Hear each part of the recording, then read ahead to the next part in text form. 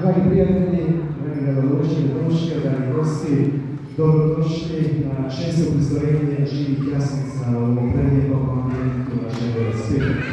Organizator ovog događanja je Udruga za očuvanje i promicanje bogatih običaja na kraju uz potporu Općine Vela Luka, turističke zajednice Vela Luka, župnog ureda, Dubrovačko-neretvanske županije i tehničku podršku komunalnih djelatnosti. Ove godine okupljamo se u vremenu koje nas, nažalost, posjeća na krhkost svijeta u kojem živimo, ranjivost života i duboku potrebu za mirom i zajedništvom.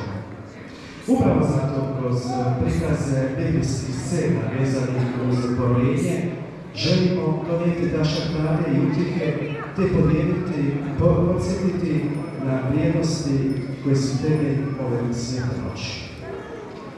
U blagoslovnom duhu slušat ćemo tradicionalne božićne pjesme koje će nam izvesti naši dragi i uvaženi gosti iz mandolinskog sastava iz crkve Svetog Jakova iz Dubrovnika. Ova tradicija mandolinskog sastava koji se okuplja u božićno vrijeme prisutna u Dubrovniku preko 80 godina. Sastoji se od nekoliko profesionalaca koji sviraju i u orkestru i drugih amatera. Okupljaju se iz ljubavi prema sviranju i božiću. Voditelj mandolinskog sastava je Viko Dragojević, bivši instrumentalist folklornog ansambla Liđo, također pjevač u Klape Liđo i povremeni voditelj Klape Suvremeno. Dragi izvođačima, od srca zahvaljujemo na njihovom dolasku u Velu Luku, na uprizorenje živih jasnica u ovom jedinstvenom prapovijesnom ambijentu Vela Spilje, pa vas molim da ih je velikim pljeskom pozdravimo.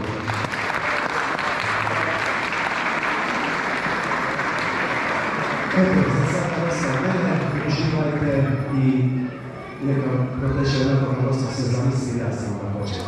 Uživajte.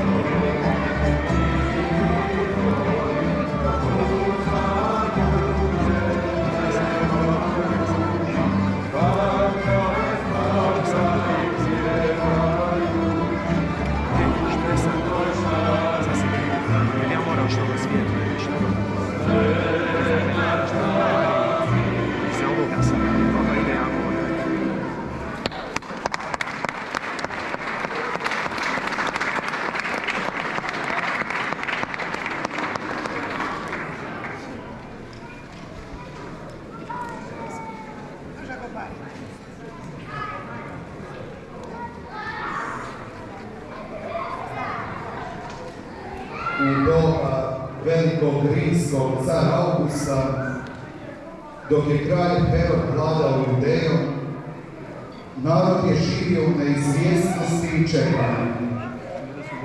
Tada je stigla naredba koja će pokrenuti sve. Popis svega svijeta. Svaki je čovjek morao poći u zemlju svojih predaka. Tako su Josip i Marija, noseći više briga nego stvari, krenuli na dalek i iscrpljujuć put iz Nazareta prema Betlehemu. Nije to bio običan put. Marija u posljednjim danima trudnoće hodala je polako, dok je Josip pažljivo vodio magarca. Umor se osjećao u svakom koraku, a Betlehem, grad njihovih predaka, bio je sve bliži. No, kad su napokon stigli, vrata su se zatvarala pred njima jedna za drugim. Sve što su našli bila je obična špilja, skrovište za životinje, ali tu, u višini skromnosti, dogodilo se čudo koje će promijeniti svijet.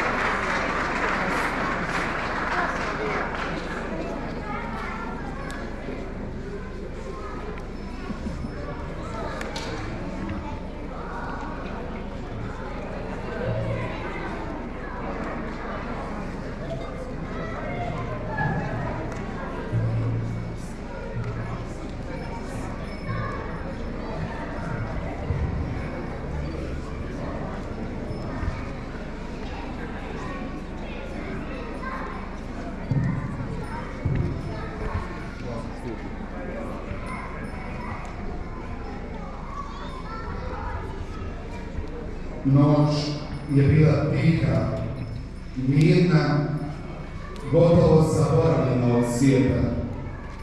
Negdje na Bežucima pod vedrim nebom stada su spavale, a njihovi čuvari bdjeli u tišini. Ali tada se dogodilo nešto što nitko nije mogao zamisliti. Nebo se otvorilo. Svjetlost jača od sunca obasjala je cijeli kraj, a pred njima se pojavio anđeo Gospodnji koji kaže: ne bojte se, donosim vam vijest koja će promijeniti svijet. Radosna je to vijest, velika radost za sav narod. Danas se u Davidovu gradu rodio Spasitelj, Krist Gospodin. Ovo je znak. Naći ćete novorođenče, povijeno i položeno u jasle. Prije nego što su uspjeli progovoriti, nebo se ispunilo nebeskom vojskom. Tisuće anđela slavili su Boga pjesmom. Slava na visinama Bogu, a na zemlji mir ljudima, miljenicima njegovim.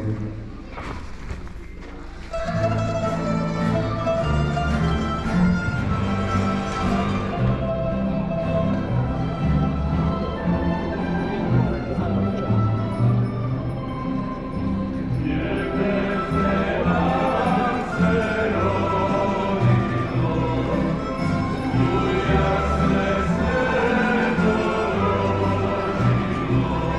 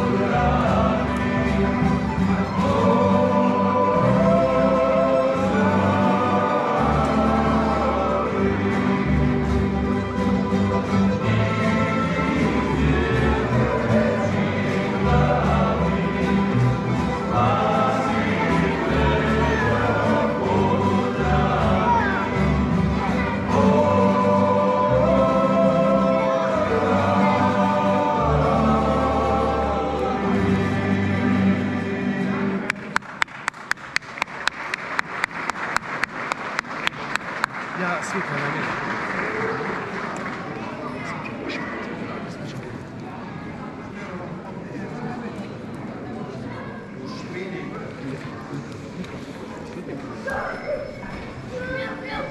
U špilji među sijenom i mirisima stoke Marija je rodila svoga sina. Bez zlata, bez bogatstva, bez ikakvog raskoša. Bog je odlučio doći među ljude u najvećoj poniznosti. I dok je Marija povijala svoje dijete i polagala ga u jasle, zvijezde su sjale jače, a cijelo je stvorenje slavilo. Tada su stigli pastiri, skromni čuvari sada, ali prvi svjedoci tog čuda. Kleknuli su pred jasle, gledajući novorođenče s divljenjem i zahvalnošću. Njihova srca bila su ispunjena mirom i radošću, kakvu nikad prije nisu osjetili. A Marija, tiha i blaga, pohranjivala je sve ove trenutke u svom srcu, svjesna da se pred njom događa nešto veliko, veće od nje same. Yeah.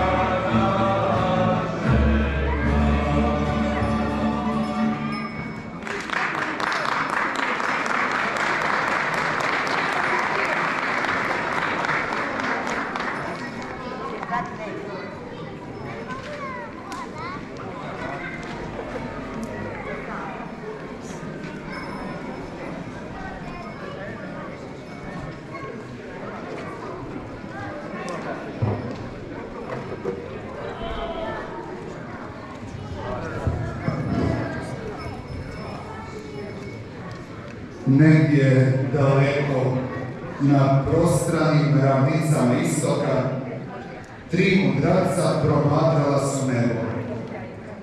Zvijezda, blistava i nova, vodila ih je prema nečemu neizrecivom, prema kralju koji nije bio poput ostalih.